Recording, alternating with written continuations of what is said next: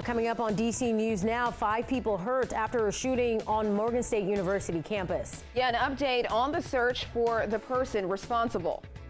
Plus, history in the House of Representatives as Kevin McCarthy is ousted from his role as House Speaker. A look at what this means for Republicans in Congress. Jackie, good morning. Good morning. That sunrise is just a few minutes away, officially at 7:06 this morning. But we're starting off with a little bit of that patchy fog. We'll notice more of the sunshine later on today and those warm temperatures back in the 80s again. Just how much longer will these 80s stick around? Those details coming up. Skyrocketing car insurance rates putting financial strain on drivers here in the DMV. We're comparing rates to stretch your dollar to find the best deal. The station covering all of the DMV. This is DC News Now. It is 7 o'clock straight up on this Wednesday as we take a live look over the Capitol. That is such a pretty shot.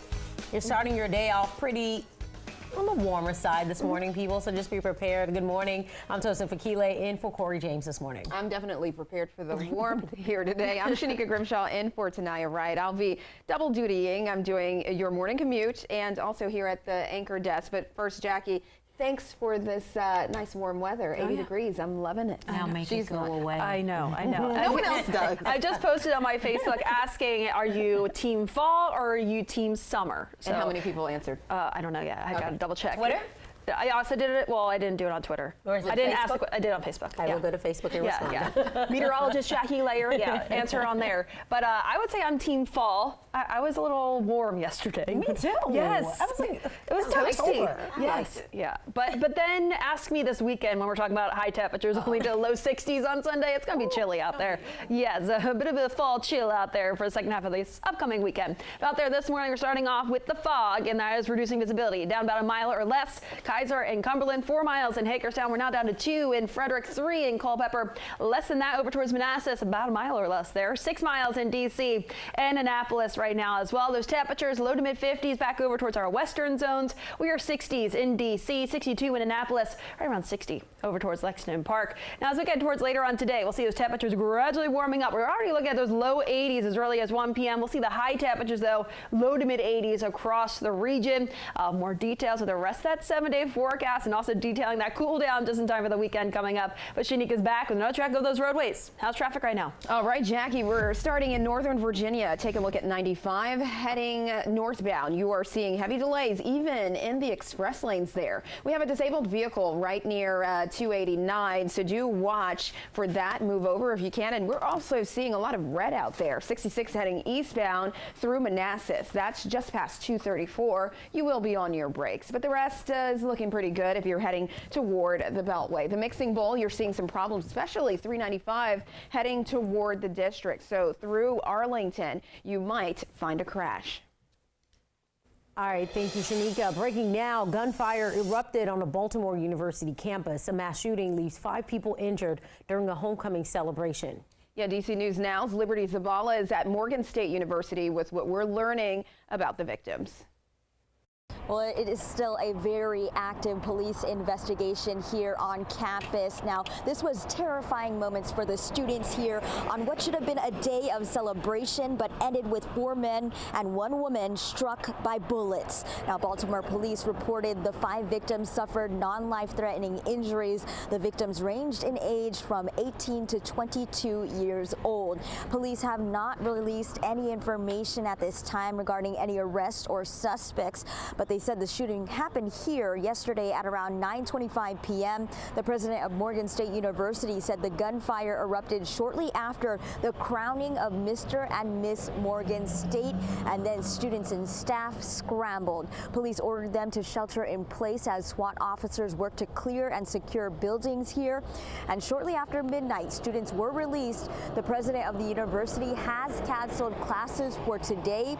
Meanwhile, the mayor of Baltimore said this mass shooting underscores the need for national gun reform. For those who decide to come on this jewel of a campus and inflict this pain and trauma on their community, we're going to find you. We won't stop.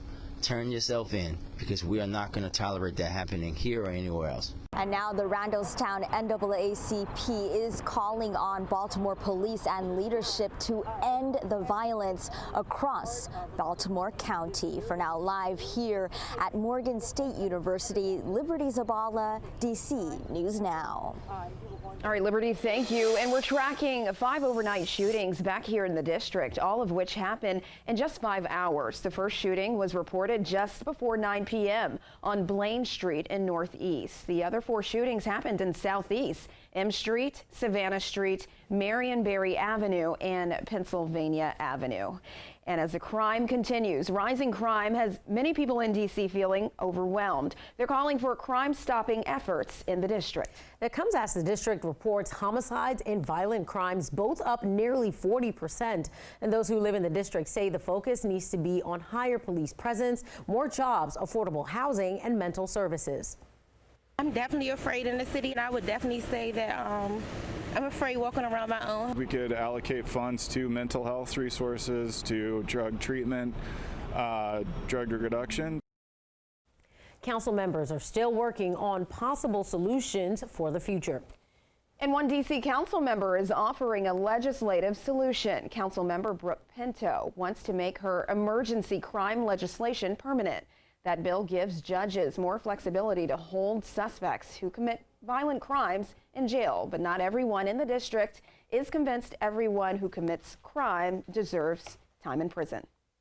Well, we need to have a serious roundtable of politicians, community leaders, parents, and real community about what we can do collectively to provide wraparound services, jobs, mentoring, access to quality health care. The emergency crime legislation has been in effect since July. And some D.C. activists are calling for programs to help troubled youth. They say D.C. is resource heavy, but those resources are not reaching kids who need them. That is why activists are stepping in to get kids more involved. It just breaks my heart to hear how many families had to bury their loved ones. Take high-risk kids that I know for a fact has the potential of getting into a situation or committing a crime, and I try to plug them into the most programs that make sense. Activists say D.C.'s youth crime needs to get under control and laws need to change to hold kids accountable. And in national news yesterday, the House of Representatives ousted House Speaker Kevin McCarthy in a historic rebuke of a sitting speaker. That's right. And our Washington correspondent Trevor Shirley is live on Capitol Hill following that historic move with more. Trevor, good morning. Hey there, good morning to both of you. And now the House is without a speaker, which could lead to even more dysfunction. In a stunning historic move last night, Kevin McCarthy was forced out of the speakership Tuesday, just 9 months on the job. A group of hard-right Republicans led by Florida Representative Matt Gaetz ultimately tipped the scales against McCarthy in a 216-210 vote. 8 Republicans voted with all the Democrats to oust McCarthy. Gaetz says McCarthy betrayed Republicans by brokering deals with Democrats to both raise the debt ceiling and avoid a government shutdown this past weekend. And no Democrats stepped up either to try to save McCarthy as Speaker. Now North Carolina Republican Representative Patrick McHenry is Speaker pro tem, or acting Speaker. But the House can't conduct any business until a new Speaker is elected, which won't happen until next week at the earliest. After he was forced out, Kevin McCarthy said he stands by his decision to work with Democrats, which ultimately cost him his job. I fought for what I believe in, and I believe in this country of America. My goals have not changed. My ability to fight is just in a different form. We got to move to the next step. You know, we are not at the end of this process, okay? At most, we're approaching halftime. We've got to be able to assemble a governing coalition. We have to build from a place of trust. Now, most House Republicans voted to keep McCarthy on as Speaker, and now there's a lot of talk about potentially expelling Matt Gaetz from the Republican conference. It's the latest here on Capitol Hill. We'll send it back to you.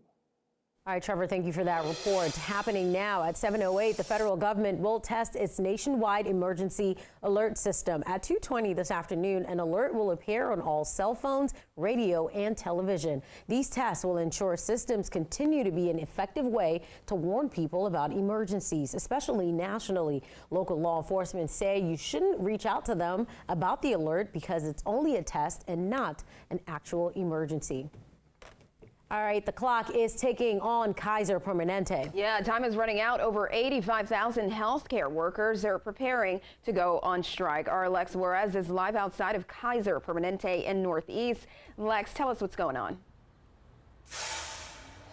Right. Well, the union and the coalition of unions did call for a strike to happen today. We did expect that this morning. As you can see behind me, though, it is quiet here at the healthcare center. But what exactly are they negotiating? They've been in negotiations between the union and the hospital for weeks now, and that contract that they did have ran out just over the weekend. So right now they don't even have a contract at all with the union. So the union is asking for pay increases, retiree medical plans, and protections against outsourcing jobs. They also are asking Kaiser to address staff concerns over unsafe staffing levels and unfair labor practices. Now, Kaiser says that they are, expecting to reach the goal of hiring coalition represented people by the end of 2023, and by the end of this month, they expect to reach that goal, But they also do expect and are optimistic that they're going to reach a deal with the coalition of unions. They thought that they would do that before this morning, but by the end of this month, they do think that that's going to happen. And that strike, though, is called to happen in 7 states and D.C. That's just how large this nonprofit healthcare provider is, and that's D.C. and Virginia, where we would see those healthcare workers on strike. Now, the strike does only include unionized workers. It is a small percentage of the total staff at Kaiser. Over the last 2 years, Kaiser has hired more than 50,000 frontline healthcare workers. Just under 10,000 of those workers are represented by the union. By the end of this month, they do expect to have 10,000, which is their goal by the end of the year. So how is this going to affect people who need health care? Well, Kaiser says that the emergency rooms and the hospitals will all stay open regardless of a strike. They say that they do have plans in place to make sure they stay open. However, like I just said, they do have only a small percentage of workers who are unionized, so those other workers would not be on strike. Operations would flow as normal with those workers and missing some people, but not all of them. For now, live in Capitol Hill, I'm Lex Juarez, DC News Now. All right, Lex.